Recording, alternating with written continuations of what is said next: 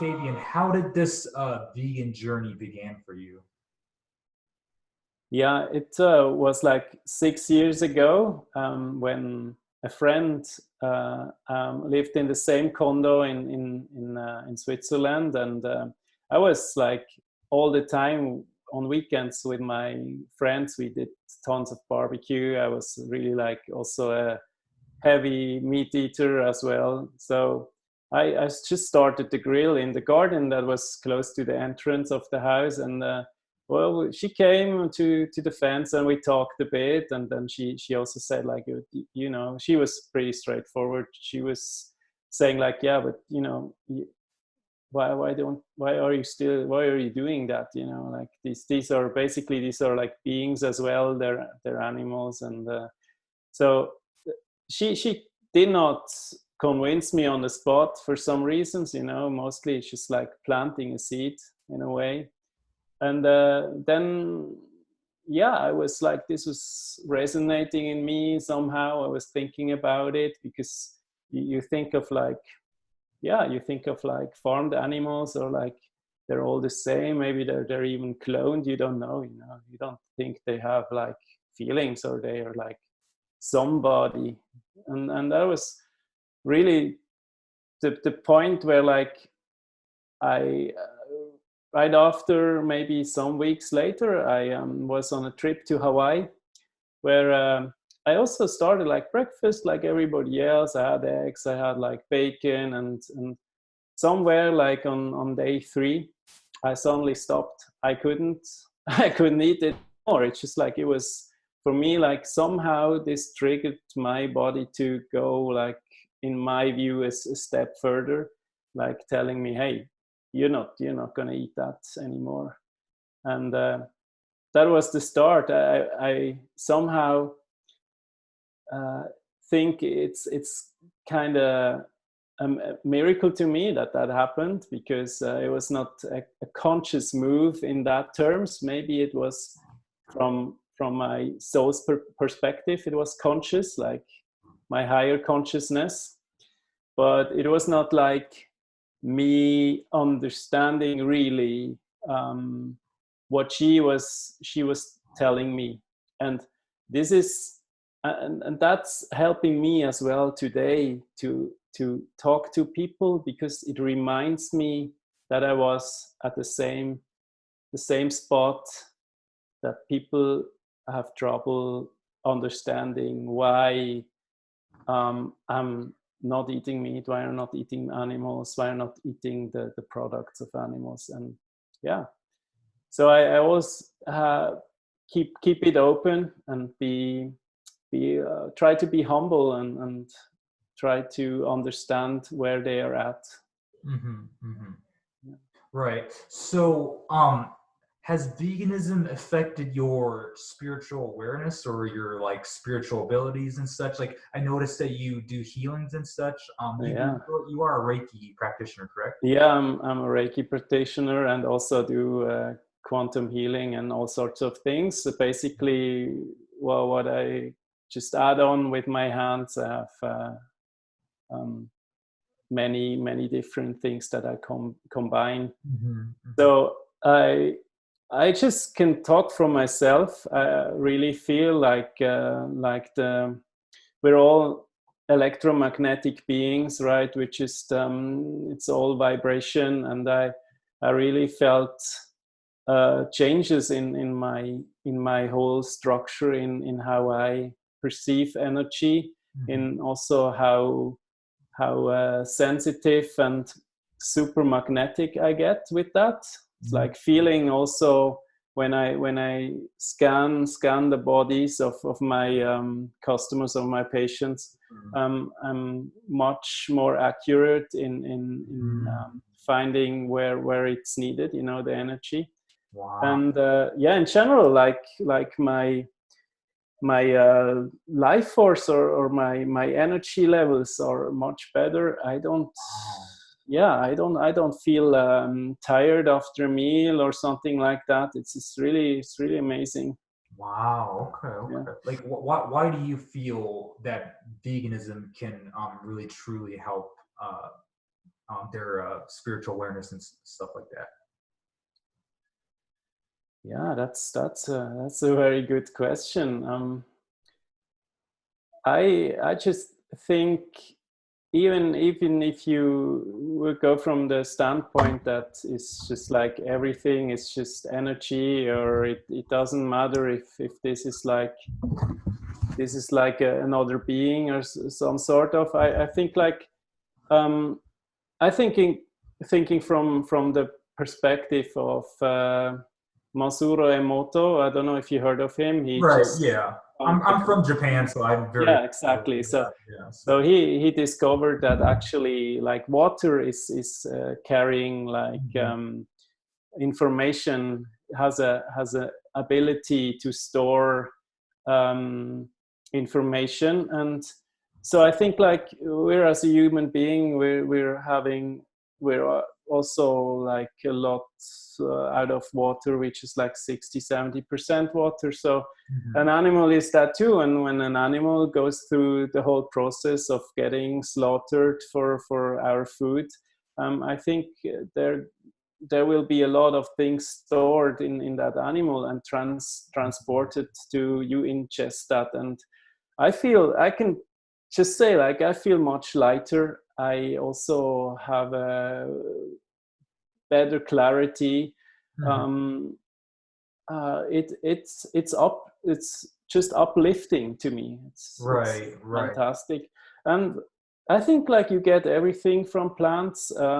It's just the same way as an animal Mhm. also gets things from plants. They eat their plants. They're healthy. They're, Mhm. I mean, a gorilla will take you apart in 2 seconds. So he's strong.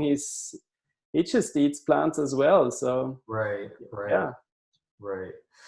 So changing the subject a little bit. So how did your spiritual journey begin? How Yeah, did you well, become conscious yeah. in general? I just a school friend of mine. He had his mom actually was a Reiki practitioner, and I was like 15 when I wanted to do my first seminar, joining my first seminar in Reiki practice. Mhm. So, and then I just did that also just in a way on myself, and forgot over the years, because you're getting close to like in the years was like 18, 19, 20, you all do all kind of other stuff, right? And Mhm. I rediscovered it after 20, maybe 24, 23, 24, when I also wanted to start with Tai Chi. And then I came back into like this energy flow somehow. Mhm. And then also it was like in waves somehow. And finally, I think like just after 30, 35 maybe, I came back to it again, and I stick to it. Yeah, I'm now 40, 46 years old. Mhm. So I'm I'm gonna do that for the rest of my life, because Right. it really sticked on me, and I personally had some personal growth Right. practicing it for myself. Also because you're the channel working on somebody else. That's something really beautiful. Like Right. it's just like selfless, but on the same time, because you're the channel, it also gives you something in the whole process, which is Right. really Right. beautiful. Yeah. Right. Now, do you have like a daily routine that you have in mindfulness practices? Like, do you meditate? Do you do Tai Chi or Qigong or anything like that, or yoga? Um, I do have my morning affirmations. I think that's something really dear and important to me. Mm-hmm. That you're not just like you're waking up and you think, oh, my phone, and grab it and see, oh, Mm-hmm. what's going on. You know, like you just set your intentions, take your time, say, okay, oh, what a beautiful day, or you just wanna just go in between that, so you can set your intentions for the day. Mhm. and also get a chance to, yeah, to make it your day and not somebody else's day, you know, like when you're stressed from work, or you Right, know, okay, right, shit, I need to do that in the office, I need to run right, out right away. right. So that's one thing that I really like. And there's, yeah, there's many things. I have a whole list of affirmations I Mhm, like to go through in the morning. So just to mhm, tune in into like that feeling where I want to be. And I do still do the magnetism, which I really like, just to feel, to check in with my body, and do the whole magnetism. mhm. Um, and then if I do have clients, it's just, it's also part of that, right? It's just always learning, Mhm, always giving, and also receiving. It's really, mhm. it's really what I do. Yeah. Right, awesome. So by you doing healing work with your clients and stuff, that also helps you to develop your spiritual abilities and awareness and such. Do you feel like? Absolutely. Yeah. I have. It's so easy to connect with animals, for example, like even the wild animals. it's, Hmm. it's just it's just fantastic. And you know, they really sense, they smell what kind of guy you are, you know, like it's like, are you eating me, or is it, you know, are you like a plant eater or not? They can smell that from from Wow. Okay. far away, really. Awesome. So that Can you helps me elaborate a on lot. that? Like, what type of experiences have you had with your wild animal encounters that that it's pretty remarkable and stood out to you? Oh, well, I think like it's especially with like, I don't know, with smaller animals, for example, like squirrel or something, had that they're just staying much longer. They're just not scared. They're just Mhm. like, they feel there is no harm on the way here. So Okay, it's okay. really Awesome. amazing. Yeah. Awesome. And Yeah, ironically, it's so ironic you say that because I was just interviewing Erin the other day, Erin Mayora, the yeah, and yeah, she said the same thing about squirrels. So that's very synchronistic. yeah. Um, yeah. So um, we were obviously students of the Avatar Energy Mastery Institute. Like, what led you to that school, and like, what is the biggest thing you gained out of being a part of that school and that community?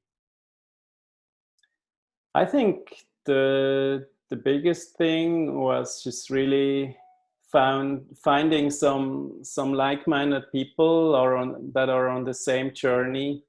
Hmm. So I really understood that this is existing, that we are on the same path somehow. Hmm. And that helped me as well. Just really, that was a boost for me in my experiences, and also letting that actually happen.